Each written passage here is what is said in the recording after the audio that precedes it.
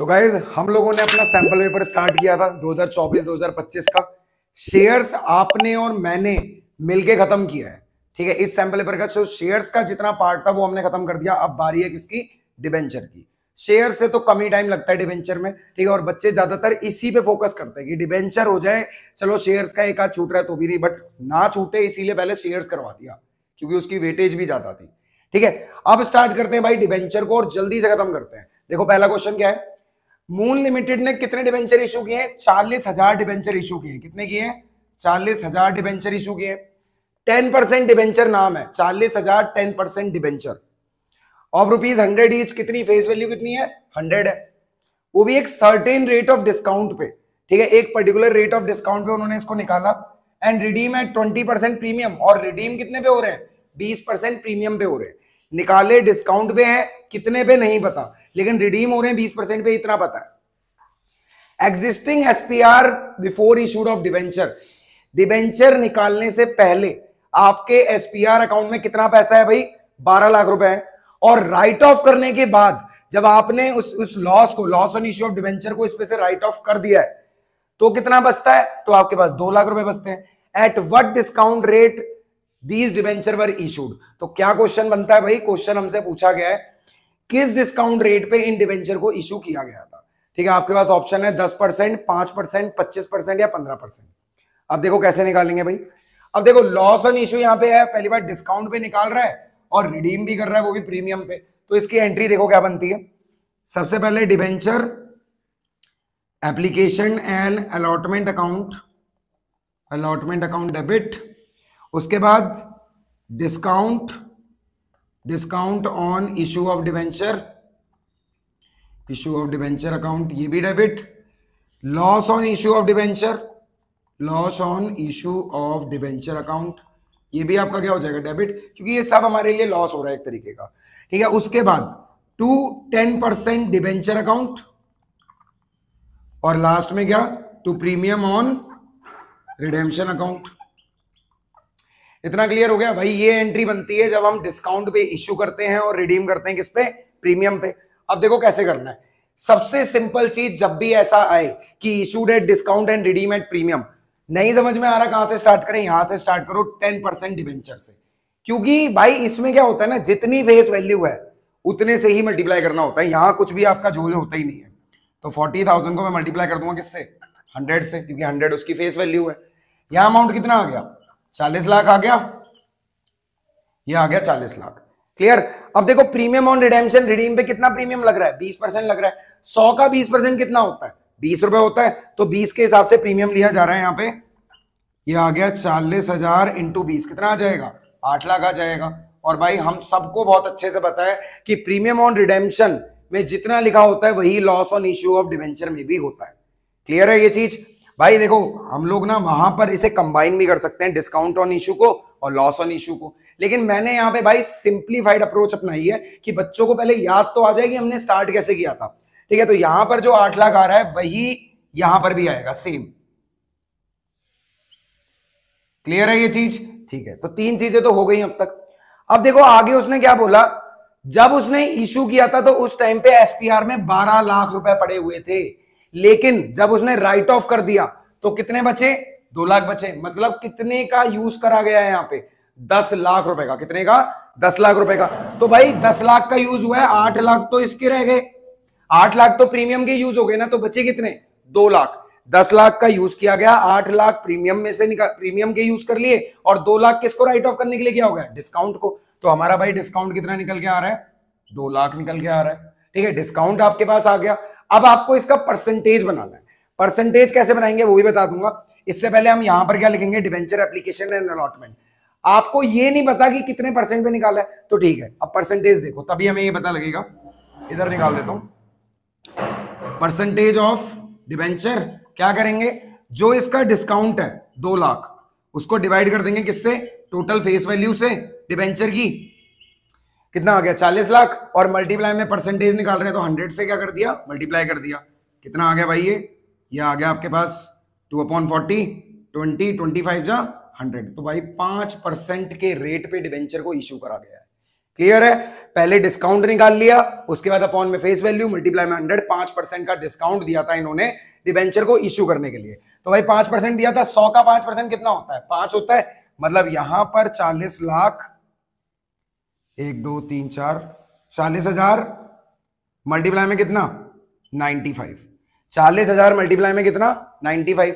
क्योंकि भाई 5% का तो क्या हो गया, हमारे पास डिस्काउंट हो गया, तो 5 रुपए का डिस्काउंट हटा के 100 रुपए की चीज कितने की लगेगी? 95 की लगेगी। ठीक है, तो 40,000 मल्टीप्लाई में कितना? 95। और यहां पर कितना? 5 रुपए। तो 40,000 मल्टीप्लाई में 5। यहां पर ये क्वेश्चन तो खत्म हुआ। अब एक बार जल्दी से इसका क्वेश्चन भी देखो।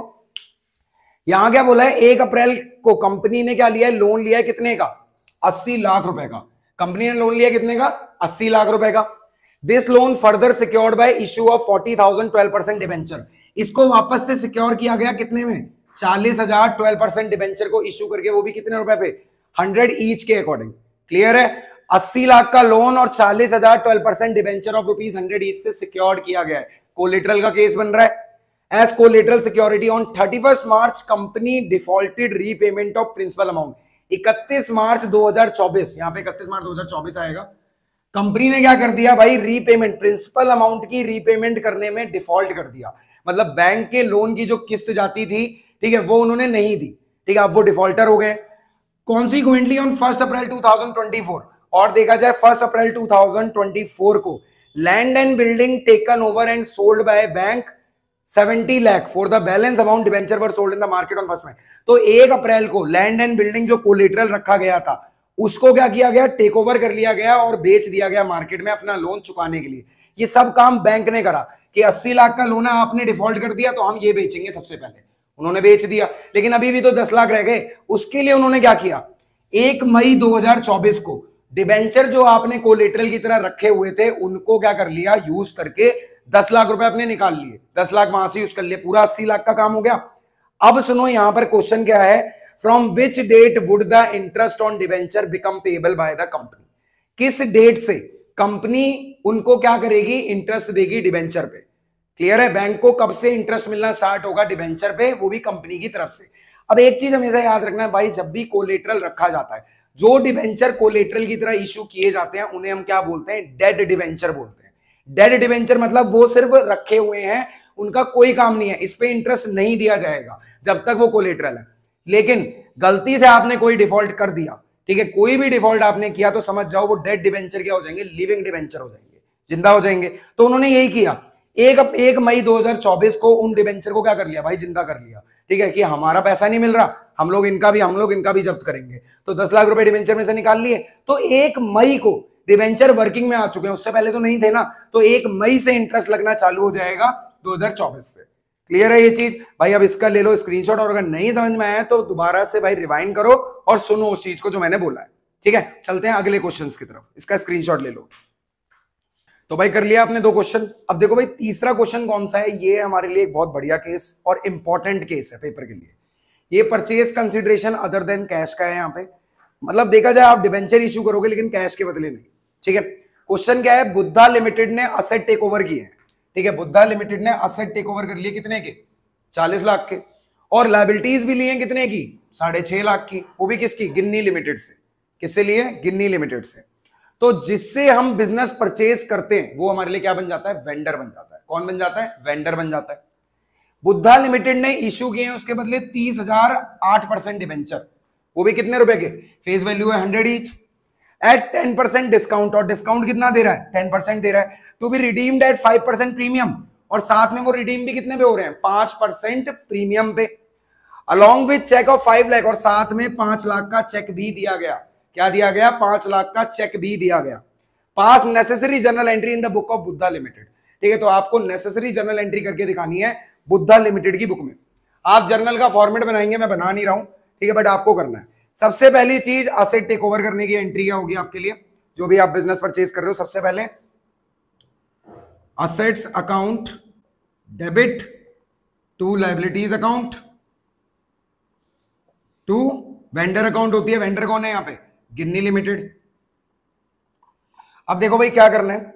असेट्स कितने के हैं? 40 लाख के। कितने के हैं भाई? 40 लाख के।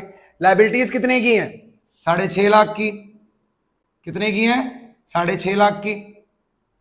ठीक है, तो ये हो गया कि आपने 40,000 के असेट लिए और 6,05,000 की लायबिलिटी, 6,50,000 की लायबिलिटी मिली आपको। तो ओवरऑल परचेज कंसिडरेशन अभी कितना बनता है?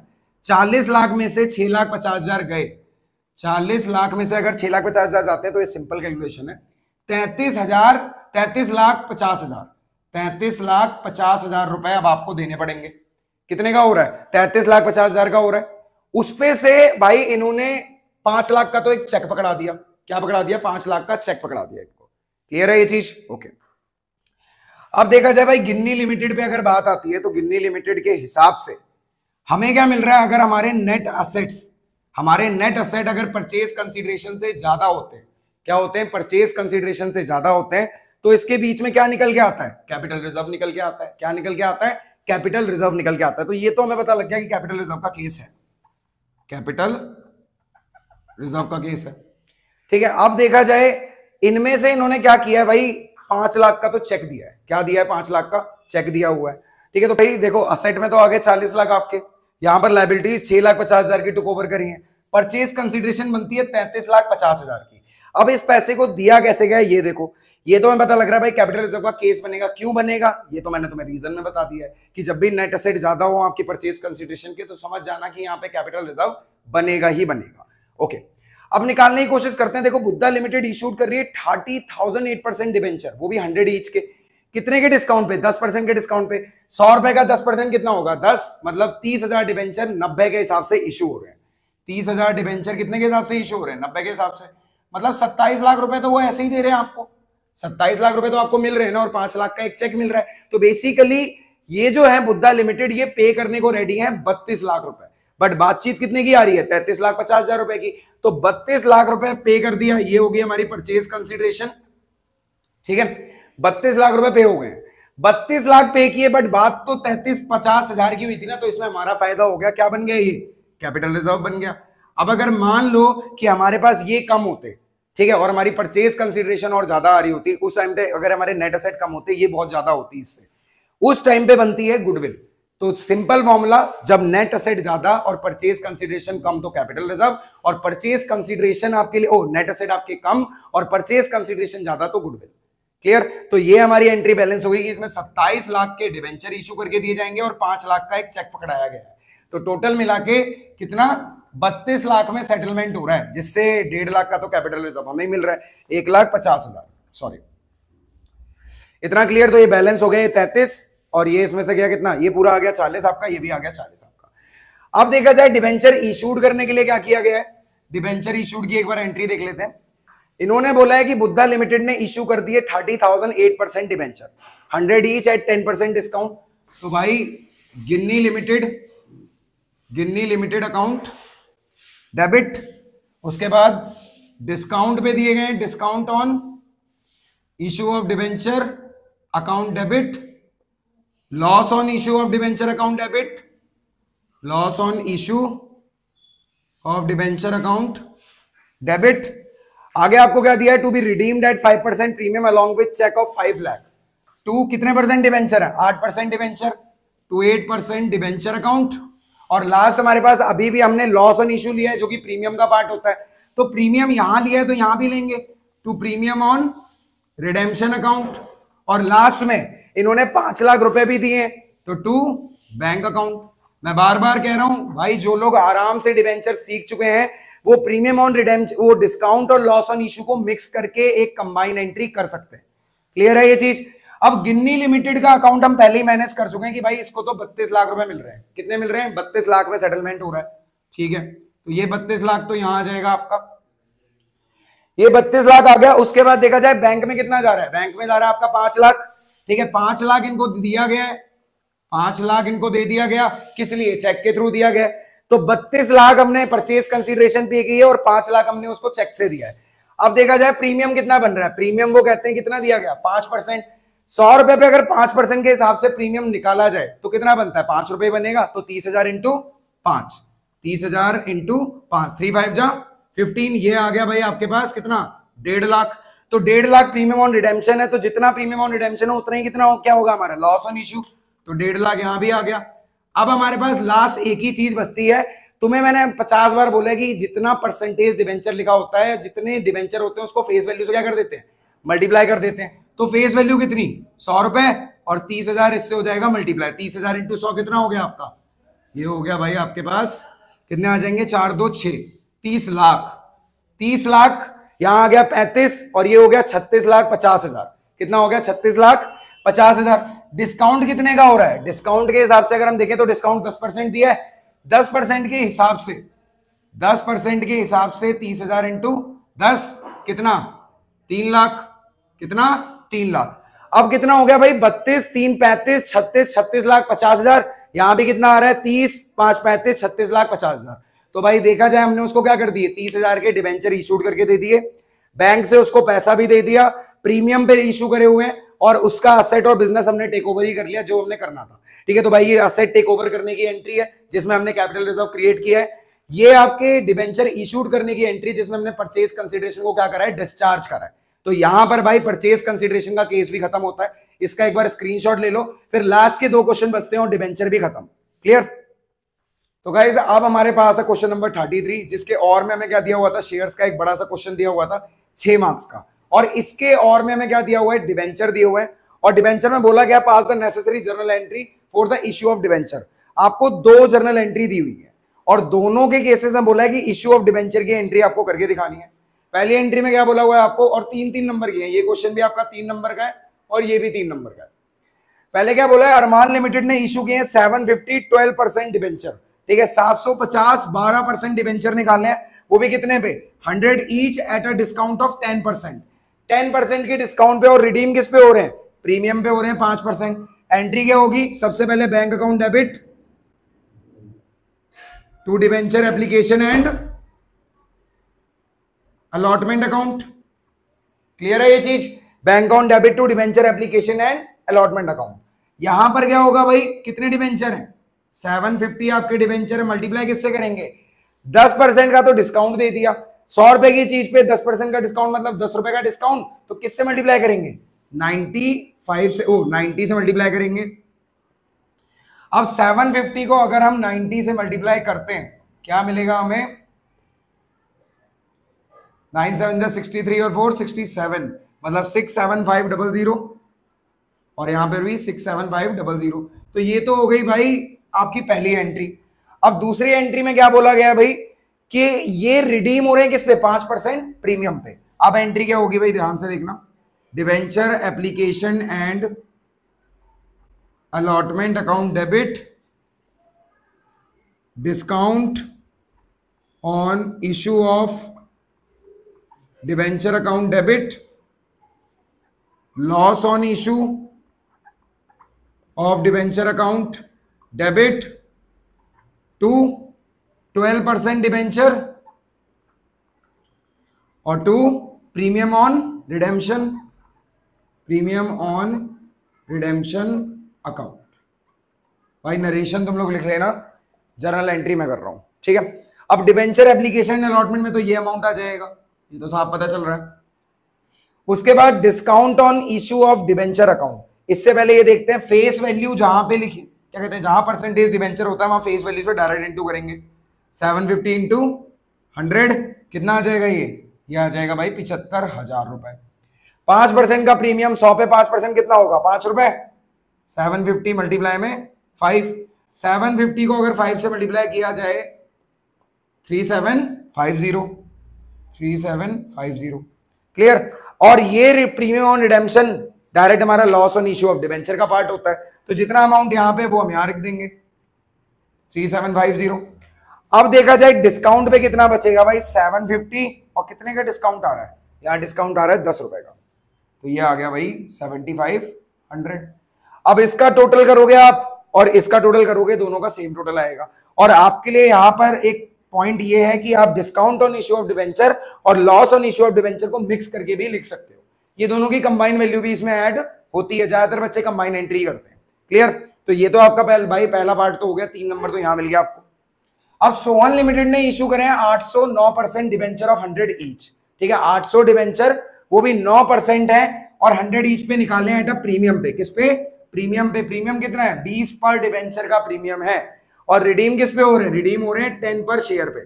पहली एंट्री देखो, bank account debit to debenture application and allotment account. कितने से? यहां आपने डिस्काउंट से करी थी, तो यहां तो इश्यू ही किस पे हो रहा है? प्रीमियम पे हो रहा है, तो प्रीमियम से करेंगे। कितने से? 800 मल्टीप्लाई में कितना? 120। क्लियर है? क्योंकि 100 रुपए तो फेस वैल्यू है, 20 रुपए प्रीमियम के मांगे उन्होंने, तो 800 को अगर हम 120 से करते हैं, कितना आ जाएगा भाई? 96,000। 96,000 ये आ गया भाई 96,000 आपका।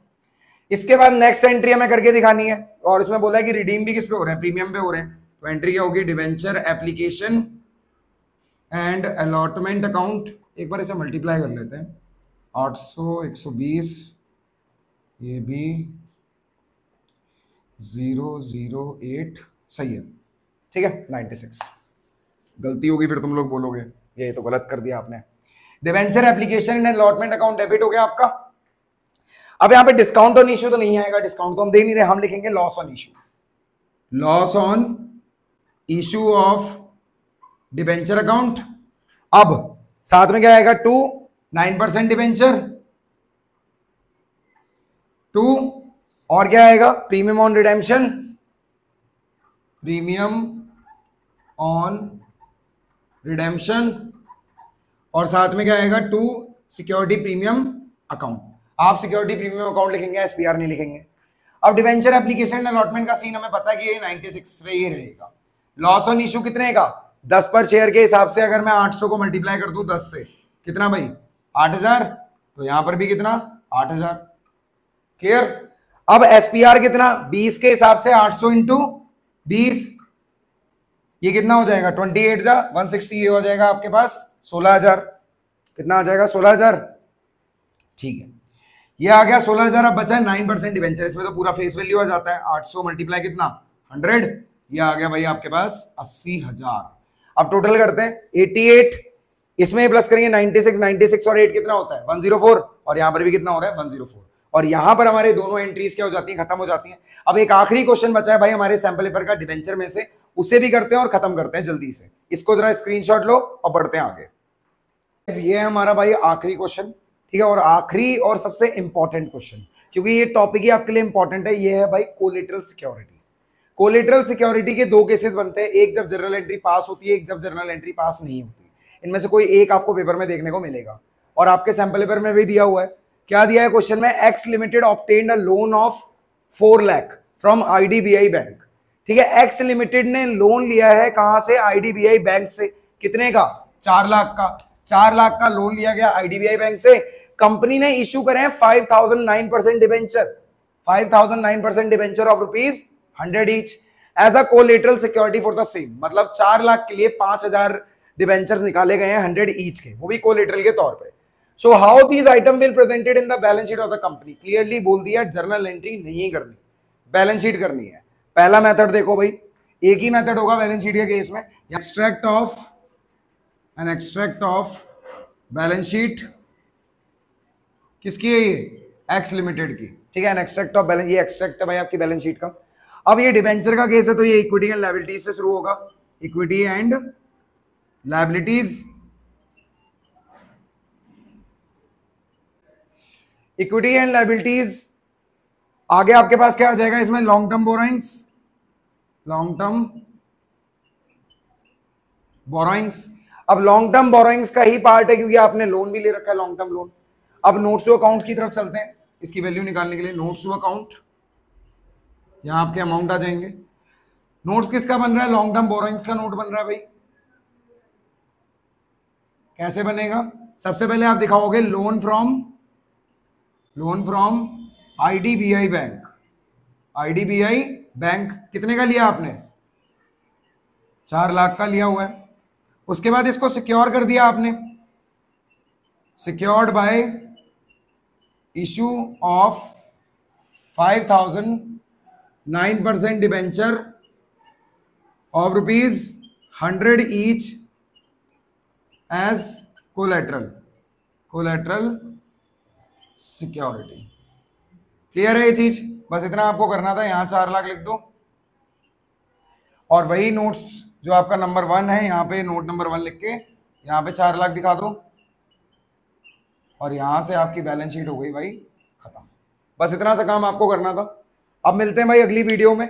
यहाँ पे आपकी कंपनी तो पूरी खत्म हो गई है, शेयर्स की भी और डिवेंचर की भी 2024-25 के सैंपल पेपर से, ठीक है। ऐसे ही आपके पास पार्टनरशिप भी आएगी अब, और एनालिसिस की बुक से भी क्वेश्चन आएंगे, और साथ साथ क्वेश्चन पेपर जो पिछले साल के उनमें से भी एक पेपर सॉल्व करवा दूंगा, कंपनी, पार्टनरशिप और थर्ड बुक को मिला के। थर्ड बुक क्या, जो आपकी फाइनेंशियल एनालिसिस की। क्लियर? इतने में हमारा काम हो जाएगा। प्रैक्टिस करते रहो। मिलते हैं भाई अगली वीडियो में। बाय।